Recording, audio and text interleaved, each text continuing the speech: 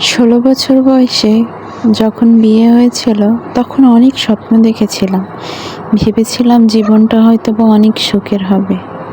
জীবনে সুন্দর একটা পরিবার পাবো, সুন্দর একটা স্থানে গিয়ে থাকতে পারবো, ভালোবাসার মানুষ পাবো, যার সাথে সারাটা জীবন সুখে শান্তিতে কাটিয়ে দিতে পারবো।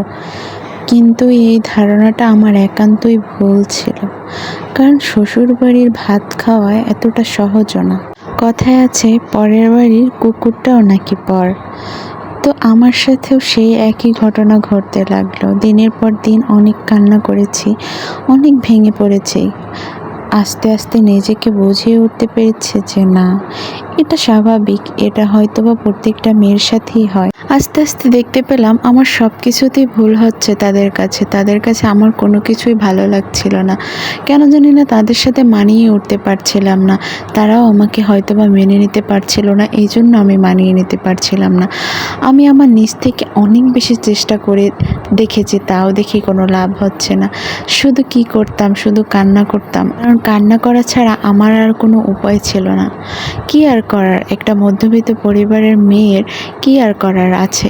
কিছুই করার নেই। হয়তোবা আমাদের পৃথিবী, আমাদের এই যুগ অনেকটা পাল্টে গেছে, কিন্তু এখনও হাজার হাজার মেয়ে আছে, লক্ষ লক্ষ মেয়ে আছে যারা প্রতিনিয়ত শ্বশুরবাড়িতে নির্যাতিত হচ্ছে মানসিকভাবে এবং শারীরিকভাবে। অনেক অনেক মেয়ে আছে যারা মুখ ফুটে একটা কথা বলতে